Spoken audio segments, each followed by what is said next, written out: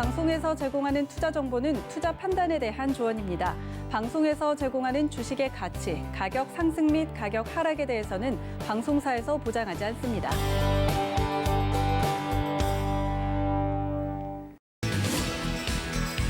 안녕하세요. 베스트 트레이딩맨 거래자들 진행의 도지은입니다. 즐거운 금요일입니다. 그런데 요즘 금요일마다 장이 좋지 않아서 가슴 졸이면서 장을 지켜본 분들도 계실 것 같은데요. 그런데 오늘 같은 경우는 막판에 좀 힘을 내어주면서 시장이 그래도 3,100선을 찍어주면서 마무리가 됐습니다. 아무래도 이렇게 시장의 유동성이 커지고 있는 상황에서 종목별로 체감이 좀 다르다 이런 이야기가 나오고 있는데 오늘 시장에 대해서도 좀 진단을 해보고요. 다음 주에 있을 시장에 대해서도 저희 박원재 위원님과 함께 오늘 이야기 나눠볼 테니까 채널 끝까지 고정 부탁드립니다. 또 본 방송에서 제공해 드릴 정보는 투자 판단에 대한 조언일 뿐 해당 주식의 가치나 수익률을 보장하고 있지는 않고요. 또 서울경제TV는 자본시장 통합법 준수하고 있습니다. 1대1 투자 상담과 유사수 순행위 등 모든 불법 사항을 엄중하게 금지하고 있다는 말씀까지 전해드리면서 저는 오늘의 위원님과 함께 돌아오겠습니다. 잠시만요.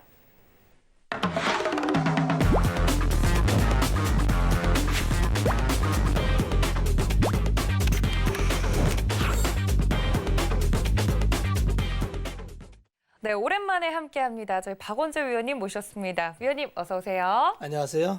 네, 지난주에 설 연휴 때문에 맞아요. 또 한 주를 못 보고 나니까 네. 너무 오랜만에 본 기분이에요. 2주 만에 스튜디오 나오니까 좀 어색해요. 어색하세요?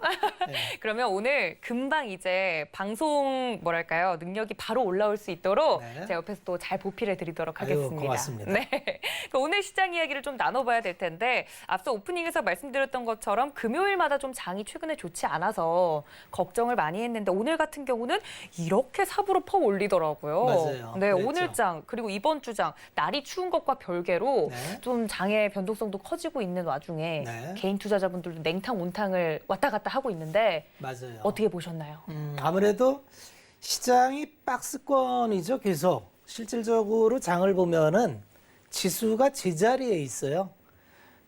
1월 첫 주에 굉장히 무리를 했어요. 시장이 개인들이 연말에 새해만 오기를 기다렸다가 네. 거의 동학개미 운동의 절정을 1월 달에 보냈죠.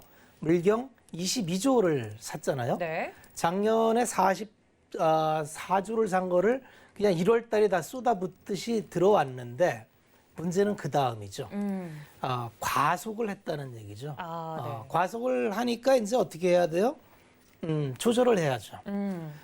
그런데 조절을 할 수밖에 없는 여러 가지 요인들이 나오죠. 네. 새해 들어서 수급 구조가 조금 달라졌어요. 손바뀜이 좀 나타나요. 뭐가 달라졌냐면 개인들이 들어오는 건 맞는데 네. 기관도 융단 폭격을 벌여요. 그렇죠. 자꾸 팔아요. 국민연금이 네. 아주 또 소나기 매물을 쏟아냈죠. 네. 그러다 보니까 이제 개인들이 소진되는 느낌? 그래서 집중력이 계속 떨어집니다. 그래서 모두가 이제 환호했던 게 대형주 장세였으니까 대형주로 갔는데 네. 대형주가 주춤하면서 박스를 그려요. 그렇죠. 그러면 이제 대형주가 멈춰 있는 사이에 순환매가 나온다면 중소형주가 나오는데 네. 중소형주는 뚜렷한 방향을 갖지를 않아요. 그렇죠. 굉장히 빠르게 돌죠. 그러니까 어지럽죠. 내 손 안에 잡힐 것 같은데 다가가면 또 딴 데가 있고. 맞아요. 이런 식으로 도는 장은 시장 성격을 좀 파악하셔야 되는데 네. 항상 시장을 보실 때는 가격을 보면 혼란스럽습니다. 네. 가격을 보면 요새도 매일 급등하는 종목이 있으니까 그 종목을 따라가고자 또 옮겨놓으면 또 옆에가 있어요. 그러면 우리가 주식 투자를 하는 목적이나 목표는 한번 생각을 해보십시오. 왜 주식 투자를 시작했는지. 금리가 너무 낮았기 때문에 출발하신 분들이 많아요. 그래서 출발할 때 마음이 굉장히 소소했습니다. 은행 금리에 한 몇 배만 나오면 그 정도만 나와도. 네, 그런 마음으로 출발을 했어요. 그런데 주식시장에 들어와 보니까 유혹의 손길이 많아요. 그리고 그렇게 전하는 말도 많아요. 그렇죠. 이번에 이거 종목 나오면 이거 갑니다. 네. 목표가 딱 정해주면서 이거 10,000원인데 15,000원 갑니다. 이런 게 굉장히 많아요. 요즘에는 며칠 안에도 간다고 네. 정확하게도 이야기하더라고요. 그러고 또 몇 번 그런 걸 구경을 하면은 당초의 그 마음은 다 어디로 가고 이 술래잡기 게임을 하게 돼요. 주식 투자를.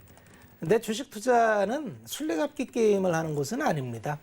기본적으로 주식 시장에는 기업이 있는 거고요. 그 기업은 경영활동을 통해서 연초에 사업 계획을 밝히잖아요. 그 사업 계획을 통해서 이러이러한 사업 비전을 밝히죠. 네. 근데 그게 굉장히 합당한 기업이 있고 전혀 합당치 않은 기업이 있어요. 대개 이렇게 손바꿈이 많으면서 수급으로 움직이는 종목은 사업 계획이 그렇게 튼실한 기업이 없어요. 그렇죠. 한마디로 술래잡기를 하는 거예요. 주식 투자를 절대 술래잡기 하면은 오래 못 합니다. 내가 지쳐요. 내가 지쳐서 내가 뭐 하는지도 모르고 이렇게 생각해 보십시오. 삼성전자에 많이들 물려 계세요. 현대차에 많이들 물려 계세요. 그렇죠. 한 2달쯤 지나고 있어요. 2달이 길다면 이거 짧다면 짧은데 보통 자산이라는 거가 보통 취득을 해서 어떤 가치 평가를 받으려면 보통 3개월, 6개월, 1년 네. 이 정도 보유한 이후에 평가를 합니다. 왜 그러냐면 1, 2개월 사이에 가치 평가가 변할 일은 잘 없거든요. 기업 활동도 별로 변한 게 없고 네. 제품 구성이나 뭐 매출처나 달라질 게 없습니다. 특별히. 그러니까 1, 2개월 사이에 판단을 한다는 건 굉장히 잘못된 판단을 할 수가 있습니다. 우리가 삼성전자나 현대차를 샀을 때의 투자 아이디어는 삼성전자 같은 경우는 5만 원에선 안 사고 9만 원에 사게 된 계기가 가격이 올라와 오니까 좋아 보여서 샀어요. 그런데 또 올라와서 얘기를 들어보니까 메모리 할 때는 이게 변동이 심한데 시스템 반도체를 새로 주력으로 하는데 이건 좀 안정적이더라. 그래서 TSMC랑 과점이 있는데 이게 물량이 자꾸 쇼티지가 나니까 네. 삼성으로 간대더라. 그럼 삼성은 좋아지겠네. 이런 마음이었잖아요. 그렇죠. 현대차는요. 애플카 협업이 있기 전에도 네. 전기차 대응을 하는데 굉장히 빨리 가네. 그리고 4, 4분기에 미국 시장 점유율을 보니까 잘 팔리네. 9.8%까지 올라갔네. 네. 이제 ASP만 올라가면 되는데 평균 단가도 올라가네. 그럼 올해는 많이 좋아지겠는데 였어요. 그렇죠. 그런데 거기에 전기차가 엎어진 거죠. 그래서 애플이 협업을 하는데 이건 기아차가 할 수밖에 없네. 이런 얘기가 덧대지면서 했는데 투자 아이디어가 훼손된 게 있나요? 없죠. 그러면 보유했는데 가격이 안 움직인다 그래서 내가 움직여야 될 이유가 있나요? 없죠. 네. 예. 투자는 내가 생각한 투자 아이디어가 훼손됐을 때 심각하게 훼손돼서 내가 잘못 생각했구나 라고 판단할 때 옮기면 됩니다. 네. 지금은 그 판단을 할 근거가 부족합니다. 가격은 오르내릴 수 있어요. 하지만 당초에 얘기했던 그 투자의 아이디어가 맞다면 갖고 가야 되는 거고요. 그런 식으로 본다면 대한민국 시장이 몇 가지 안고 있는 고민이 수급의 문제와 리밸류에이션의 문제. 왜 그러냐면 혹자는 과거의 잣대로 봤을 때 굉장히 고평가 영역에 와 있다는 얘기를 하는 분들도 많아요. 우리 시장 자체가요? 그렇죠. 과거의 잣대로 보면은 전때 싼 영역이 아니에요. 왜냐면 우리가 2017년, 18년도가 코스피 상장사의 영업이익이 가장 높을 때인데 그때 198조였거든요. 네. 올해 추정컨대 아마 178조 이렇게 할 겁니다. 그렇게 본다면 이익단은 회복이 안 됐는데 주가 시가총액은 커졌죠. 네. 그러면 그때하고 지금하고 뭐가 달라지는지를 봐야 되는데 둘 중에 하나죠. 과거의 평가가 박했거나 지금 평가가 너무 후하거나. 근데 지금은 평가를 후하게 할 몇 가지 요인이 있습니다. 지금은 그런 논리로 싸우는 거고요. 만약에 과거에 박했던 평가를 지금 벗어나는 중이라면 지금 시장이 비싸다고 보기는 또 어렵습니다. 그래서 주식시장은 좀 평가의 기준이 바뀔 때 새로운 잣대를 들이대는데 지금 국면이 고혼돈기입니다. 그래서 과거의 잣대로 보면은 한계치에 와 있고 새로운 잣대로 보면 갈 길이 먼데 어느 쪽이 우월한지는 조금 지나면 판결이 날 것 같습니다. 다만 이거를 바꿀 수 있는 요인은 결국 기업이고 만약에 우리 지수가 이 지수를 뛰어넘어서 3,500이나 4,000을 간다면 그걸 뚫을 수 있는 기업도 역시 삼성전자나 현대차나 LG화학이나 이런 기업이 될 겁니다. 네. 알겠습니다. 최근 시장에 대해서 좀 깔끔하게 정리를 해주신 것 같습니다. 그리고 개인 투자자분들에게는 내가 믿고 있는 기업, 내가 투자를 하고 있는 기업에 대한 그 투자 가치 자체가 좀 훼손되지 않았으면 개인적으로 불안할 이유는 전혀 없다라고 이야기를 해주셨는데요. 만약 내가 가지고 있는 기업이 정말 믿을 만한 기업이라면 좀 이런 박스권 장일수록 기다리는 시간이 더 필요할 수 있다. 이런 이야기까지 전해드린 것 같습니다. 여러분 노란톡 활짝 열어두고 있으니까요. 서울경제TV 배트맨 검색하시고 들어오시거나 QR코드 통해서 입장 가능하다는 점 다시 한번 알려드리면서 오늘 장에 대해서 그리고 이번 주 장, 최근 장에 대해서 이렇게 한마디로 좀 정리를 해봤으면 오늘 장의 이슈들도 확인을 해봐야겠죠. 투데이 이슈 함께 만나보시죠. 네, 오늘 박원재 위원님이 나온 만큼 이슈도 조금 더 신경 써서 좀 뽑아봤는데요. 첫 번째 이슈는 바로 암호화폐입니다. 비트코인 말로만 들었는데 이제는 무시해서는 안 될 것 같습니다. 관련주들이 계속해서 연관고리를 찾고 있는 와중에 관련주들 매수해 볼까라는 이슈로 물어보도록 하고요. 두 번째는 연일 상승하고 있는 국채, 미국 국채에 대한 이야기를 위원님께 여쭤보도록 하겠습니다. 네, 정말 위원님 오랜만에 나오셔가지고 네. 사실 도앵커 저가 물어보고 싶은 게 굉장히 많아요. 편안하게 물어보십시오. 알겠습니다. 네. 뭐 위원님 제가 또 도하나가 네. 아무래도 수석 제자잖아요. 맞나요? 그렇죠. 네, 방송에서 맞아요. 못을 받고 가도록 하겠습니다. 네. 이제 열심히 공부를 하고 있는데 최근에 위원님께서도 이 암호화폐에 대한 이야기는 계속 들으셨을 거라고 생각을 해요. 맞아요. 예. 비트코인 열풍이라고 하잖아요. 네. 뭐 젊은 분들부터 나이 드신 분들까지 비트코인에 대해서 과연 이게 정말 화폐로서의 가치가 있는가에 대한 네. 이야기는 갑론을박이 계속 나오고 있지만 관련주들이 계속해서 최근에 뭐 삼성페이 관련주, 네. 비트코인 관련주, 암호화폐 관련주라고 하면서 움직이고 있긴 한데 이 오늘 준비한 이슈를 보면 게임주에서도 암호화폐와 연결고리가 있다라는 이야기가 나옵니다. 넥슨 계열에서 암호화폐 35억 원어치를 사들이면서 이 규모가 굉장히 크다 이런 이야기가 또 나왔거든요. 뭐 게임머니야 익히 알고 있었던 이야기지만 네. 암호화폐와 연관고리가 뭐가 있을까요? 아마 NXP에서 비트코인을 구입한 거는 네. 투자 목적으로 했을 거고요. 네. 이제 비트코인은 아마 이렇게 이해를 하셔야 될 겁니다. 사회 현상이다. 비트코인이 이렇게 열풍적으로 다가오는 이면에는 달러에 대한 불안, 달러 기축 통화에 대한 불안감이 사람들은 자기가 이제 자산을 쌓아놓는 데 있어서 가치 저장의 수단을 필요로 하죠. 그렇죠. 그게 1순위가 당연히 통화죠. 그런데 이제 통화는 글로벌리로 통용되는 국제 통화가 있고 네. 글로벌리로 통용되지 못하는 이제 자국 내 영내 통화가 있어요. 글로벌리로 통용되는 통화를 우리는 통상 기축 통화다. 네. 이렇게 얘기를 하고 달러가 대표적인 기축 통화입니다. 달러 외에도 우리가 기축 통화로 인정을 받는 그러니까 발권력을 인정하는 게 유로화와 엔화 이 정도가 있고 스위스 프랑과 또 하나가 있는데 5개 통화를 네. 보통 기축 통화로 들어갑니다. 중국 위안화는 안 들어가요. 네. 그래서 중국이 어떻게 하든지 위안화를 글로벌 통화로 만들기 위해서 많은 노력을 하는데 네.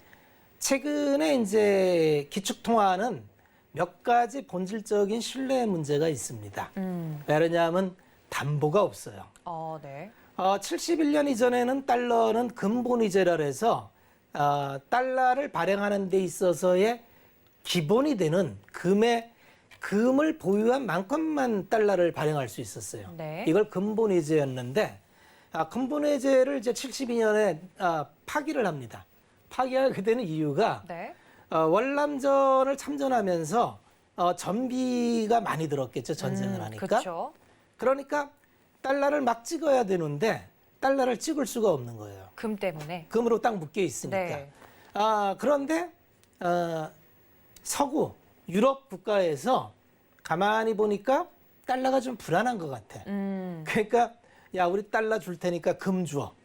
이렇게 해서 이제 금을 자꾸 달라라는 거예요. 달러를 주고. 네. 그러니까 이게 달러는 종이 쪼가리에 불과한데 그래서 이 달러를 종이 쪼가리를 찍어서 미국이 신나게 잘 썼는데 자꾸 이걸 금으로 달라래니 아 이건 안 되겠다.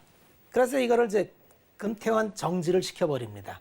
그게 그 유명한 이제 금태환 정지고 네.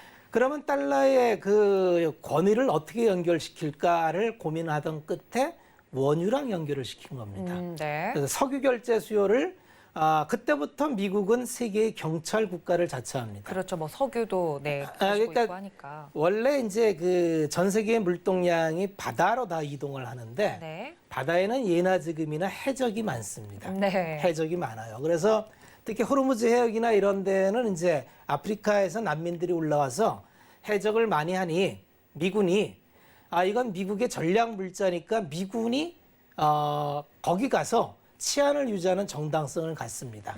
그러고 석유 결제는 달러로 하고 우리는 이 석유 전략 물자를 지키기 위해서 미군을 파견을, 중동으로 네. 파견을 합니다. 네. 이렇게 해서 이제 달러 기축 통화를 국제 경찰로 신임 군사력으로 보호를 한 거예요. 네. 그래서 달러 기축 통화를 넘보는 국가가 있으면은 계속 응징을 하죠. 네. 그랬던 국가가 뭐 소련이 그랬고, 뭐 일본이 이제 달러 기축 통화를 위협할 때 일본 내 환율 전쟁이 있었고, 네. 지금의 이제 중국과 중국이랑. 환율 전쟁이 네. 무역 전쟁이 그렇게 가는 거죠. 자, 비트코인은 그 틈새를 타고 들어와서 이제 달러가 2008년의 금융 위기, 작년 네. 20년에 코로나 위기를 거치면서 본원 통화를 10배나 발행했어요. 그러다 보니까 너무 많이 찍었다는 거죠. 많은 사람들이 이제 불안해합니다. 달러의 기축 통화가 유지가 될까? 그럴 때 이제 사실은 비트코인이 한 4, 5년 전에 광풍을 불었는데 네. 누군가 이런 아이디어를 낸 거예요. 그래서 뭐 문제를 풀면은 생성을 하는데 이건 월렛을 만들어서 고유 계정이고 침탈이 안 되고 우리끼리 인트라넷으로 쓰면 완벽하다. 네. 이런 얘기를 하는데 그때는 정말 뜬구름 같고 단순한 아이디어였는데 네. 어느 날 사람들이 보니까 목적을 가진 사람들이 보니까 이거 잘 쓰면 아주 유용해요. 인트라넷이니까 그렇죠. 우리끼리 만들면 되는 거죠. 화폐라는 거는 기본적으로 통용되기 위해서는 신뢰를 바탕으로 하는데 그렇죠. 인트라넷 아에서는 신뢰가 100% 보장되죠. 그러니까 누가 침투할 수 없고. 침투할 수 없어요. 우리끼리니까. 네. 두 번째는 가치의 보존에 있어서 완벽합니다. 더 이상 여기에 물타기가 안 돼요. 달러처럼 뭐 달러를 찍는 일이 없어요. 그렇죠. 세 번째는 이게 정말 혹할 일인데 가격을 꾸준히 우상향만 시켜준다면 네. 에브리바디 땡큐입니다. 네. 네. 그리고 그거를 그러면 단위가 너무 커지니까 지금 비트코인 하나에 뭐 5,800만 원 이렇게 하는데 어느새 이렇게 올랐더라고요. 비트코인 하나로 껌을 못 사요.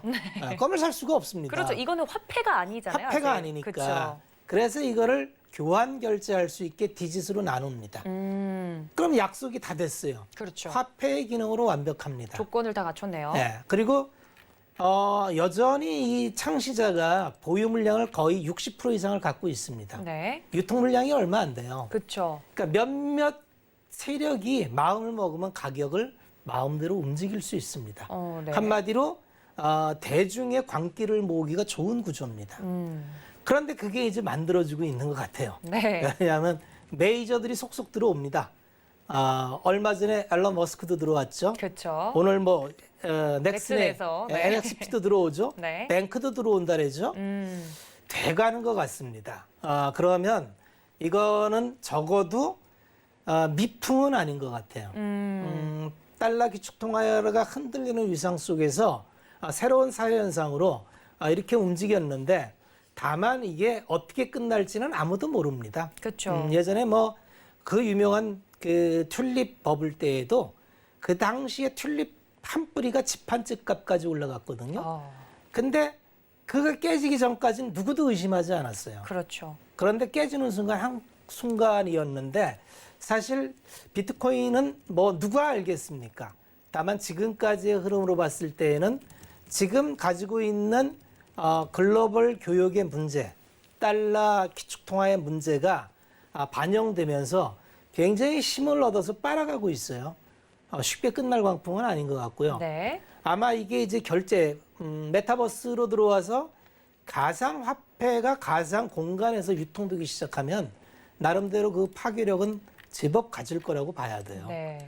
그러니까 그런 측면에서 뭐 투자를 하겠다 안 하겠다가 아니라 사회 현상으로 이해하면서 그렇게 지켜봐 보시면 어떨까 그렇게 말씀을 드리겠습니다. 알겠습니다. 늘 시장 이야기를 해주시면서 이 트렌드에 대한 이야기를 해주시는데 아무래도 여러 가지가 타이밍이 딱 맞아서 비트코인이 좀 성황할 수밖에 없는 하나의 사회 현상으로 좀 받아들여야 된다 이런 이야기를 해주신 것 같습니다.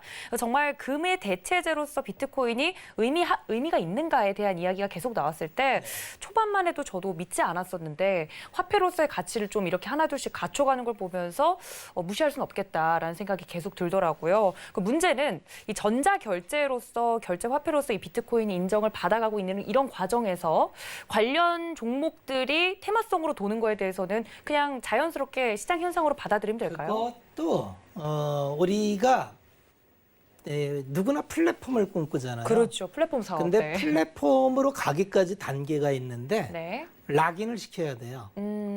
플랫폼이 힘을 발휘하려면 소비자가 처음에 편의성을 줘서 공짜로 쓰게 해서 네. 내 울타리 안에 들어와서 사람을 모으고. 네. 지속 반복적으로 여기서 놀면은 그때 과금을 하면 되죠. 그렇죠. 그러면 지금은 결제라는 게 이제 결제 중개자가 있고 플랫폼 업체가 있는데 삼성페이나 뭐 이런 데에는 실질적으로 그냥 플랫폼이잖아요. 그렇죠. 따로 수익을 가져가는 게 없어요. 그런데 여기에 이제 인트라넷으로 뭐 결제 수단으로 뭐 이런 것도 넣고 저런 것도 넣고 하면서 많은 사람들이 이제 참여를 해서 이게 이 플랫폼 가치로서 공고해지면 락인이 되면 네. 그때 여러 가지 비즈니스 모델이 또 달라질 수 있거든요. 그래서 이런 것도 그냥 어떻게 커질지 지켜보는 게 네. 투자자로서는 괜찮습니다. 알겠습니다. 이게 어떻게 커질지 몰라요. 그렇죠. 커질 수 있는 잠재력이 있습니다. 알겠습니다. 투자 아이디어 차원에서 이런 잠재력이 있는 시장은 좀 계속 지속적으로 지켜보는 게 좋겠다라는 이야기까지 나눠봤습니다. 워낙에 산업 동향이 빠르게 변화하고 있고 핀테크 사업 같은 경우도 최근에 굉장히 활발하게 진행이 되고 있는 부분들도 있고 사람이 일단 모이면 그게 돈이 되는 구조가 플랫폼 사업이기 때문에 투자를 하시는 우리 투자자들 입장에서도 관련된 사업들에 대해서 좀 기민하게 움직이시는 게 거기에 좋겠다. 알리바바처럼 지갑 기능까지 얹어버리면 그렇죠. 쓸 예. 수밖에 없겠죠. 그래서 이게 어떻게 진화될지 모르기 때문에 네. 지금은 이제 캐시플로로만 보는데 네. 미래의 캐시플로가 어떻게 될지 모른다는 거죠. 그래서 잠재력은 좀 인정하고 네. 봐야 된다. 이렇게만 말씀을 드리겠습니다. 알겠습니다. 이렇게 하나의 이슈에 대해서도 굉장히 깊게 이야기를 해주셨으니까 관련된 우리 투자자분들은 좀 챙겨가 주셨으면 좋겠습니다. 두 번째 이슈로 가보도록 하겠습니다. 아유, 산 넘어 산이네요. 투자 초보자인 도앵커도 지금 채권 이야기를 사실 방송 준비를 하면서 이제 슬쩍 여쭈어는 봤는데 문제는 계속해서 미국 이제 국채 금리가 올라가고 있습니다. 네. 근데 올라가는 건 그럴 수 있죠. 경기가 좋아진다는 신호일 수도 있으니까요. 근데 문제는 속도가 너무 빠르게 올라가고 있어서 시장에 대해서 인플레이션 우려 이야기가 계속 나오고 있다는 게 투자자들의 심리 위축에 좀 영향이 끼치지 않을까 하는 부분인데. 아무래도 이제 들리는 얘기로는 네. 인플레가 오면은 주식은 좀 안 좋대더라. 네, 시장 좀 이렇게 흔들린다더라. 들으셨죠? 네, 네. 요거는 좀 나눠서 생각해 봐야 됩니다. 인플레라는 건 물가 상승을 얘기하죠. 네. 전년도 대비해서 올해 물가가 어느 정도 됐나. 비교 물가를 이제 이렇게 비교를 하는 건데 물가가 올라가는 요인에는 두 가지가 있습니다. 코스트 푸시 인플레이션이 있고 네. 디맨드 풀 인플레이션이 있어요. 아유, 국문과에 맞게 한글로 해주시면 안 네, 될까요? 코스트 푸시라는 건 이제 원가가 올라가는 거죠. 요새 네. 원자재 가격이 다 폭등하잖아요. 네, 구리부터 시작해서. 원유, 네. 구리, 면화 네. 다 올라갑니다. 다 올라가요. 그러니까 당연히 이렇게 원가가 올라가면은 가격의 전가가 되겠죠. 네. 그러니까 이게 물가 상승의 요인이 됩니다. 이렇게 코스트 푸시 인플레이션으로 올라가는 거는 안 좋은 인플레이션이에요. 왜 그러냐면 생산성의 증가 없이 그냥 원가만 올라가니까 네. 최종 소비자 입장에서는 이건 뭐야? 어제까지 100원에 샀는데 110원 사라고? 이게 부담이죠. 그렇죠. 그러니까 이거는 안 좋은 인플레이션 이렇게 하는데 수요가 살아나서 올라가는 물가 상승이 있어요. 그러니까 너도 나도 막 물건을 달라래요. 그러면 100원 했는데 100원을 5명한테 이제 내가 공급을 했는데 10명이서 달라래요. 그럼 공급자는 공급이 늘리기 전에 가격을 올릴 수가 있죠. 네. 요게 이제 디맨드 풀 인플레이션, 수요 거는 인플레이션인데 네. 그럼 수요는 왜 생겼을까요? 소득이 있으니까 수요가 생긴 거예요. 돈을 버니까요. 네. 네. 그러면 이거는 고용이 돌아간다는 얘기예요. 그러니까 수요가 살아나서 그 소위 얘기해서 바이콜이 많아졌다는 거는 경기가 활발하게 돌아가고 있다는 얘기니까 긍정적인 거네요. 고용이 됐다는 건 기업이 투자를 했다는 거죠. 네. 이거는 좋은 물가 상승입니다. 그래서 물가가 오르는데 주가도 오르는 국면을 골디락스라래요. 그래서 걱정할 필요가 없어요. 그런데 지금 문제가 되는 거는 지금 이제 미국채 금리가 1.3을 타치했어요. 네. 우리가 작년에 코로나19 이전에 미국채 금리가 한 1.5 수준이었어요.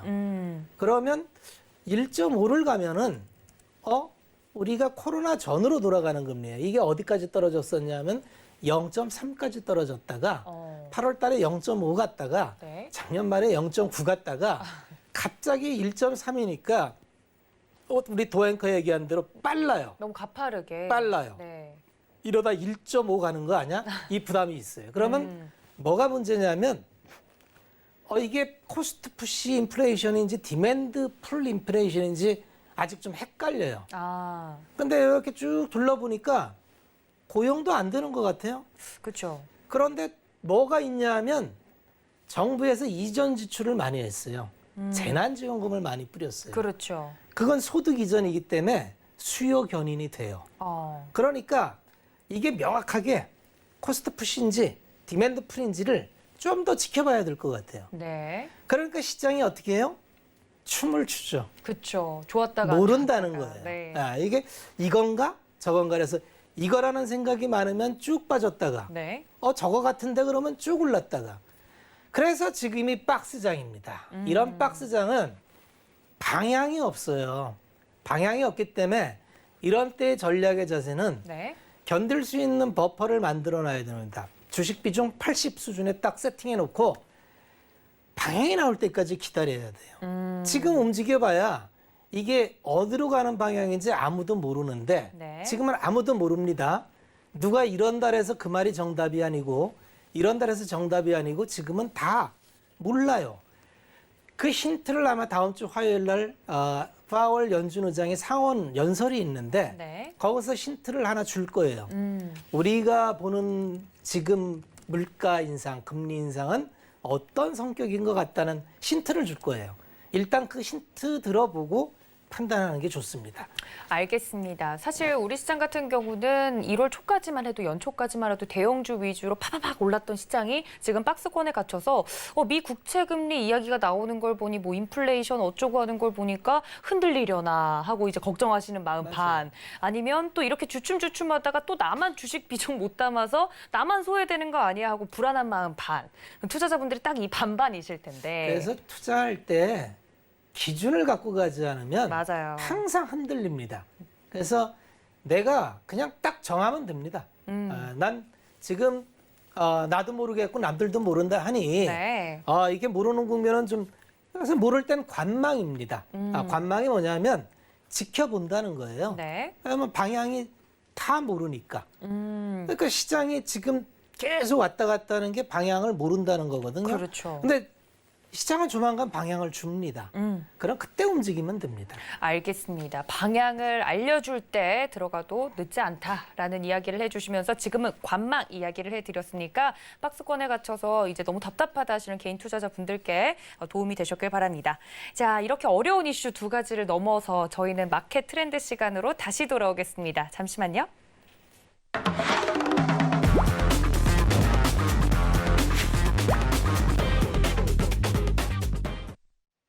자, 이렇게 어려운 이슈까지 저희 박원재 위원님께서 쉽게 설명을 해드렸는데요. 그렇다면 이제 종목 이야기를 좀 나눠보도록 하겠습니다. 오늘장 움직인 업종이라고 저희가 꼽아보긴 했는데 사실 이렇게 박스권장에서는 말씀드렸던 것처럼 종목별로 너무 빠르게 변화하고 있어서 오늘은 이게 올랐다가 또 내일은 갑자기 또 내렸다가 하느라 맞아요. 정신들 없으실 것 맞아요. 같아요. 네. 그래서 오늘장 움직인 업종으로 위원님께서 기준을 갖고 좀 봐야 되는 업종이 있다면 뭘까요?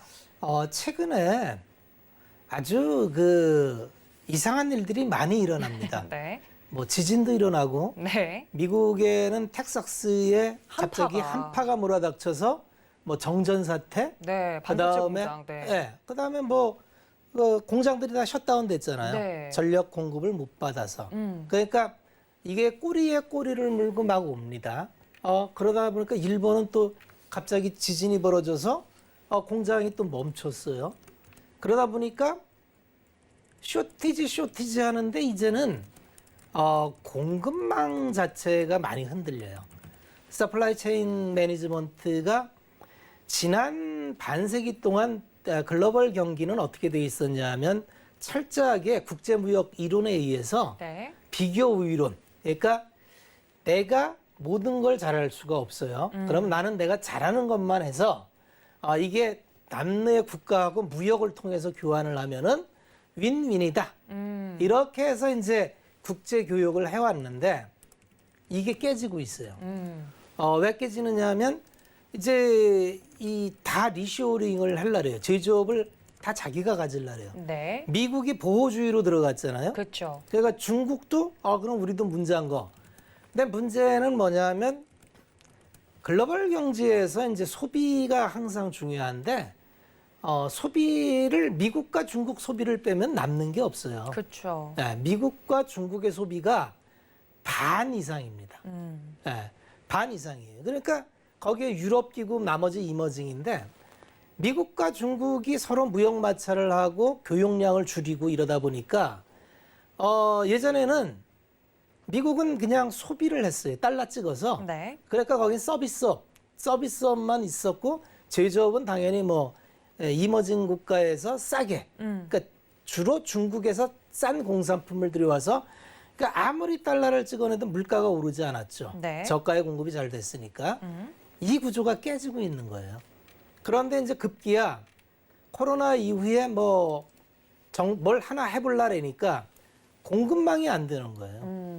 그러니까 쇼티지. 그렇죠. 수요가 조금 살아났는데 기존의 공급망이 작동이 안 됩니다. 그러다 보니까 곳곳에서 쇼티지가 나요.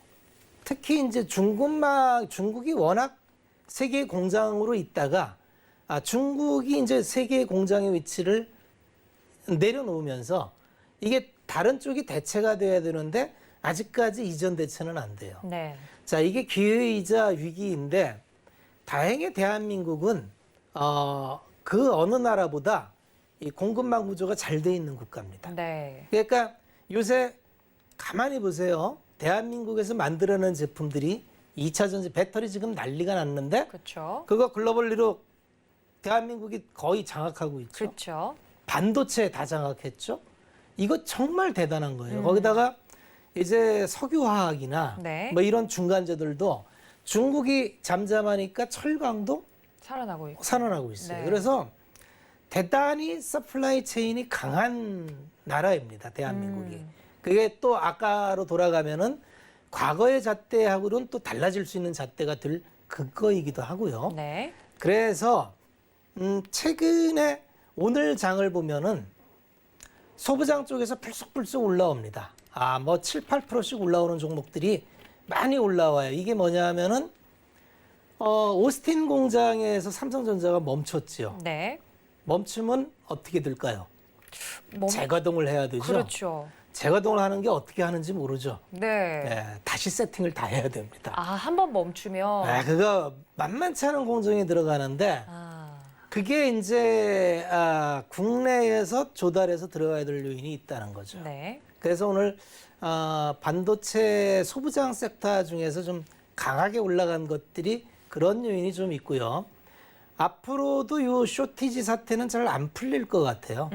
그래서 MLCC나 이런 쪽 쇼티지도 쉽게 풀릴 것 같지는 않고요. 네. 잠시 후에 뭐 또 말씀드릴 기회가 있겠지만 네.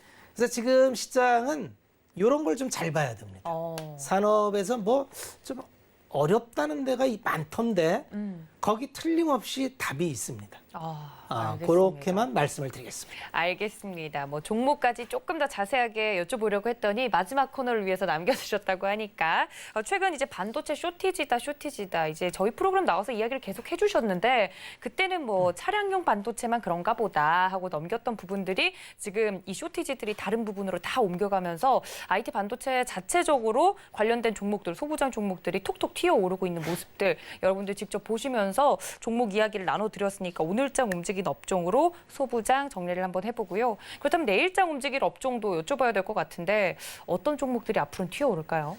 백신이 생각보다 빨리 세상을 돌려놓을 것 같아요. 생각보다 더요. 네, 공백기를 왜냐하면 줄이고.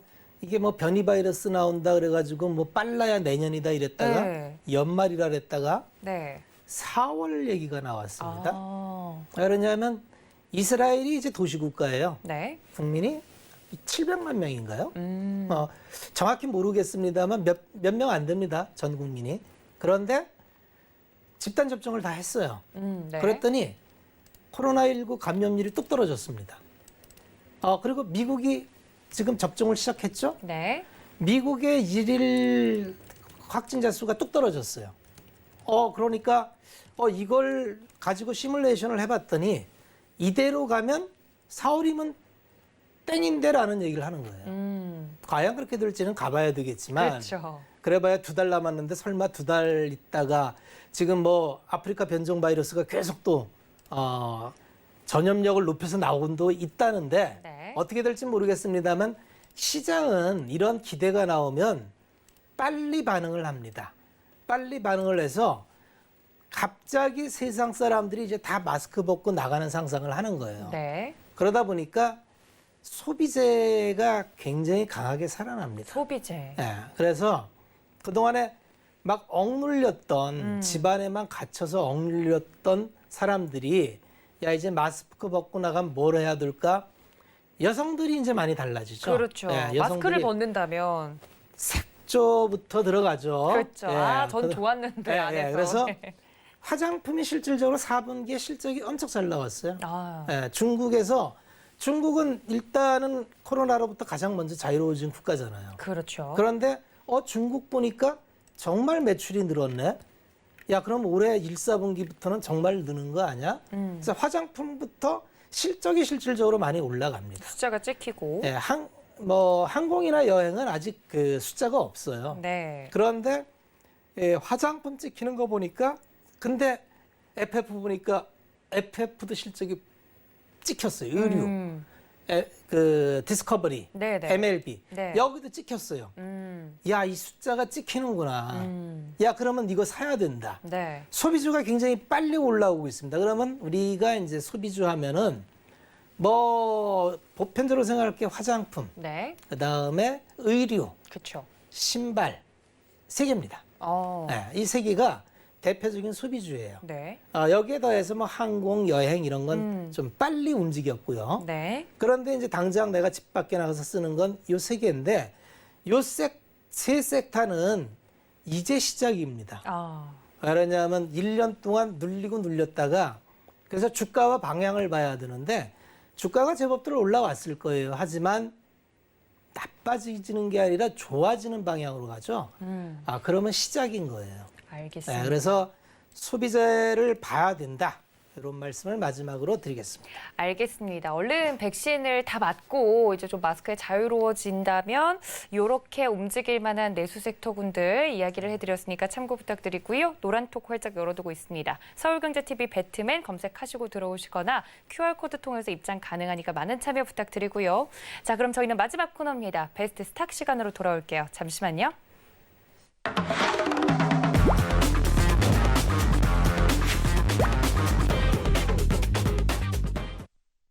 네, 이제 정말 백신 다 맞고 이제 놀러 가기 시작하면 올라갈 섹터까지 살펴봤는데, 근데 베스트 스탁에서는 제가 살짝 컨닝을 해보니까 또 전혀 다른 종목을 준비를 해주셨더라고요. 뭐 전혀 다른 종목은 아니고 네. 아까 얘기한 연장선상으로 부품업체, 서플라이 체인, 소부장 중에서 쇼티지. 네. 이게 생각보다 심각합니다. 그래서 세상은 이치가 자꾸 돌고 돌아요. 얼마 전까지만 해도 뭐 갑을 이러면 산업계에서 절대갑이 있었어요. 그게 애플이 절대갑이에요. 그렇죠. 애플은 그 자기 서플라이 체인을 길들이는 걸로 아주 유명해요. 그렇죠. 그래서 너희들은 우리랑 거래하려면 그 사과를 얘기하면 안 돼요. 애플이라는 말을 할 수가 없어서 네. 뭐 암호를 쓴다래요. 그 정도로 보안이 철저하게. 계약 단계에서부터 모든 직원이 애플이라는 말이 누출되는 순간 계약 파기입니다. 그리고 위약금도 물어야 돼요. 이렇게 이제 서플라이 체인을 혹독하게 관리를 해왔는데 그런 마인드로 전기차를 태핑을 해봤잖아요. 네. 그래서 야 우리가 슈퍼갑인데 전기차를 하려고 했는데 만들어줄 사람 손 해갖고 손을 다 들었어요. 그렇죠. 그래서 우리가 전기차 만들 건데 만들어줄래 그러니까 뭐 만들 수는 있는데 어떤 조건 그랬더니 그러니까, 네. 내가 시키는 대로 만들어줘 그러니까 그건 아닌데 그건 좀 이런 내가 거죠. 슈퍼갑인데. 네. 네. 그러니까 자동차도 밑에 라인이 부품사가 4만 개예요. 4만 개를 다 다스리려면 이게 보통 서플라이 매니지먼트를 잘해갖고는 관리 못합니다. 그래서 자동차 업력은 100년 이상이에요. 100년 동안 공고하게 자기의 부품사들을 데리고 가면서 그들의 기술 개발이나 영업 이전료나 이걸 적절하게 마진을 맞춰줘야 된다는 게 굉장히 어려운 일인데 네. 자동차 회사는 100년을 한 건데 애플이 이걸 날로 먹으려고 했던 거죠. 그러니까 당연히 이제 자동차사에선 반발을 하는 거고, 야, 그러면 각자 갈 길 가는 걸로. 그러니까 완성차 업체는 엔지니어, 기계 쪽이 강하고요. 애플이 강한 건 소프트웨어입니다. 그 이전에 자율주행이나 그 플랫폼 비즈니스 안에 이게 워낙 강하기 때문에 누구도 이 생태계에 들어가는 걸 욕심낼 수밖에 없는데 다만 갑을 관계로 들어갈 수는 없다는 게 이제 전기차, 차 쪽의 입장인 거예요. 결국은 이게 이제 어떻게 하든지 조율이 될 텐데 요새 이제 이런 것까지는 아니지만 예전에는 이제 갑이 하라면 하는 대로 다 하는 게 요새 입장이 바뀐 게 있죠. 그게 뭐냐면 그 차량용 반도체 옛날에는 완성체 업체에서 야 차량용 반도체 언제까지 납품해 줘 그러면 당연히 납품을 해왔는데 네. 요새는 납품해 줘 그러면 없는데 그러고 끝이에요. 쇼티지 창고에도 없고 신발바닥 뒤져도 없어. 없는 걸 어떻게 줘 이렇게 되니까 이제 갑이 바뀝니다. 그래서 옛날에는 말 한마디 두고 담당 직원이 가야 될 걸 이젠 임원급이 아예 그냥 거기 가서 상주를 합니다. 가서 해결을 해야 돼요. 왜냐하면 이거 해결 못하면 공장이 안 돌아가. 생산이 안 돼. 그러다 보니까 이제 요새 쇼티지가 정말 심각한데 그 중에 하나가 전장이나 이런 게 많이 늘어나니까 MLCC도 엄청난 쇼티지예요. 네. 얼마 전에 관련주들도 움직였죠. 네. 얼마 전에 일본 지진 났는데 네. MLCC 세계 1위의 생산량이 일본의 무라타예요. 생산이 영향을 좀 받았다래요. 그러니까 가뜩이나 쇼티지가 심각한데 뭐야 생산 차질도 빚은 거야? 야 그러면 생각나는 기업이 있습니다. 삼성전기. 옛날에 2017년, 18년에 MLCC 빅사이클이 있었어요. 정말 빅사이클이 있었는데 그때 차트를 잠깐 보여드리면 요랬던 차트 15만 원. 이번 고점을 뚫기 전에 이때의 MLCC가 얼마나 대단했냐면 영업이익률을 68% 수준까지 먹었어요. 제조업이 68% 영업이익률을 낸다는 건 평상시에는 있을 수 없는 일입니다. 네. 삼성전기는 세 가지 사업부가 있죠. MLCC를 하는 이제 사업부가 있고, 네. 기판 사업부가 있고, 카메라 모듈을 하는 모듈 사업부가 있어요. 근데 원래는 이때는 이제 그 MLCC만 좋았어요. 그리고 기판도 이제 돈도 못 벌었고 모듈도 이제 이때 뭐 단가가 떨어져고 겨우 그냥 숟가락 얹는 정도였는데 지금은 세 개가 다 좋아요. 왜냐하면 그 기판도 이제 그 어려운 기판은 삼성전자에 떼주고 지금 남은 걸로는 이제 자기 밥버릇은 하고 카메라 모듈단이 엄청나게 좋아집니다. 그러다 보니까 그때만큼 하이를 찍는데 사업 구조는 훨씬 탄탄해지고 있어요. 그러다 보니까 이번에야말로 부품사의 위치가 좀 한 단계 확실하게 레벨업되는 그런 원년이 될 것 같습니다.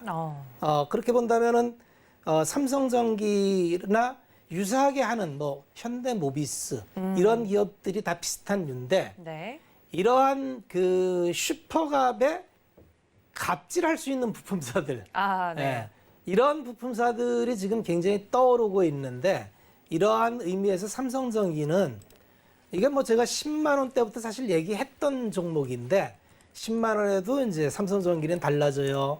15만 원에도 달라져요. 뭐 계속 달라져요 했는데 이제 한동안 얘기 안 했어요, 이 삼성전기를. 네. 이제 요새 눌림목이 한 22만 원 갔다가 20만 원까지 늘어왔더라고요. 네.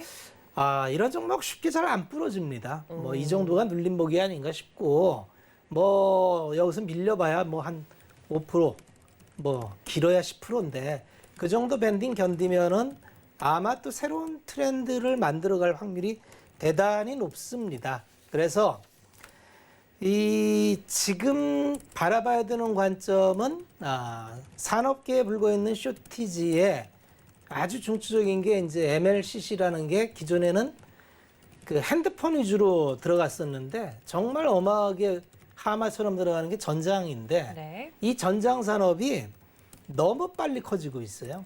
그래서 전기차 침투율을 당초에는 2030년도에 뭐 5%를 봤던 게 지금은 뭐 5%는 하이브리드 포함하면은 뭐 내년이면 되는 거고요.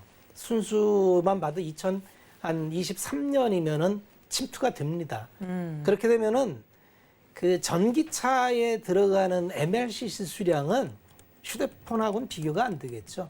그래서 앞으로 더더욱 가중되는데 이게 플레이어가 몇 개 안 돼요. 무라타하고 우리나라의 삼성전기하고 또 하나 업체가 있는데 생각이 안 나고 네. 대만의 야게오나 뭐 이렇게 이제 한 글로벌 레벨로 6, 7개밖에는 없는 그러한 밸류 체인입니다. 그런데 수요가 갑자기 폭발적으로 늘어나는데 대응할 수 있는 기업은 몇 개 안 된다. 이게 쇼티지입니다. 그런데 예전에는 그러면 이제 설비 증설을 무조건 했어요. 근데 요새 설비 증설을 잘 안 합니다. 왜냐하면 이 스크리컬 기업들이 이렇게 조탈해서 설비 증설을 했다가 계속 혼났어요. 공급과잉으로. 그러니까 요새는 설비 증설을 여간해서는 안 해요. 그 뭐 캐펙스 투자해갖고 나 혼자 죽을 일 있어 그래가지고 설비 증설을 잘 안 합니다. 그러다 보니까 이 쇼티지가 해결되려면 어쨌든 공급단에서 뭐 대규모로 들어와야 되는데 텀이 좀 필요할 것 같고 네. 그 사이에 수혜를 제법 볼 수 있겠다. 그래서 멀티플이나 이런 부분도 아마 재조명되는 그런 순간에 와 있지 않나 그렇게 생각을 합니다. 알겠습니다. 오늘 베스트 스탁 종목은 삼성전기였습니다. 저희 박원재 위원님께서 이 베스트 스탁 통해서 굉장히 많은 내실 있는 종목들 분석을 해주셨는데 뭐 여러 가지 종목을 이야기를 해주셨어요. 그런데 이 종목에 대해서 리뷰를 다 하기에는 오늘 시간이 너무 얼마 안 남아서 궁금하신 분들은 노란톡 저희가 열어두고 있을 테니까 서울경제TV 배트맨 검색하시고 들어오시거나 QR코드 통해서 입장해 주시면 이야기 나눠보실 수 있다는 점 다시 한번 안내드립니다.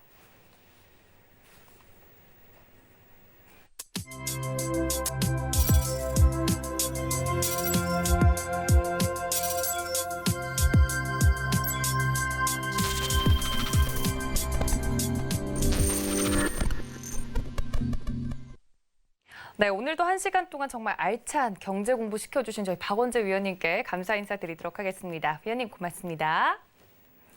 네, 또 본 방송에서 제공해 드린 정보는 투자 판단에 대한 조언일 뿐 해당 주식의 가치나 수익률을 보장하고 있지는 않고요. 또 서울경제TV는 자본시장통합법 준수하고 있습니다. 1:1 투자 상담과 유사 수신행위 등 모든 불법 사항을 엄중하게 금지하고 있다는 말씀까지 전해드리면서요.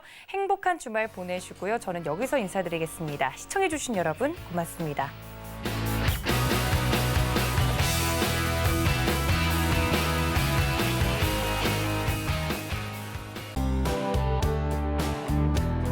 본 방송에서 제공하는 투자 정보는 투자 판단에 대한 조언입니다.